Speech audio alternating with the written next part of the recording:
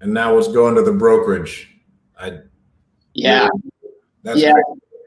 I've heard brokerages are awful too. I mean, like as long as you're solving problems, you're making money. You know what I'm saying? Yeah, I think any business in which you're offering services is going to have its own hurdles, right? It's going to have its own headaches. It's going to have its own complaints. I think that's just the nature of the beast in that type of service-based industry, right? You can never please everybody, and oftentimes people are leaning on you to solve the problems, and so you have to be a problem solver day in and day out. But brokerage, I mean, I like brokerage. It's kind of our bread and butter. It's where I come from. It's my roots in real estate. It's certainly the segment of real estate I've been doing the longest. So there's a comfort level there and confidence. And being an extrovert, the extrovert that I am, I like the relationship component of working with these clients, that face-to-face.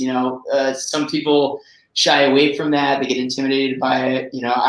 I thrive in it. I like that side of the business because the rest of the business in real estate can be a very lonely one.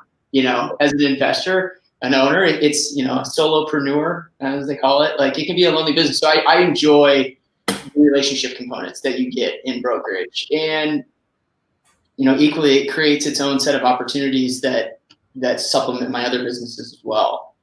Being on the brokerage side of the business, being behind the curtain there, I'm getting opportunities thrown at me from other agents who know that I'm an active investor, stuff before it's hitting the market, that if you're an investor out there working with an agent that, you might not get to see until it hits the MLS or stuff like that. So I created a lot of really good relationships and a network of other agents and realtors, both, commercial agents and residential agents, that due to my relationships and due to them knowing what I'm doing, due to me being in that industry with them, I'm a first point of contact for them when they do come across opportunities. And it obviously opens up a wealth of experience and knowledge that only makes me a better investor because of it.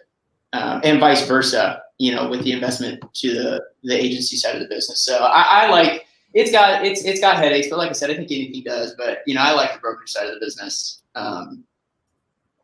It's a challenge, but it's a fun one. How many agents do you guys have?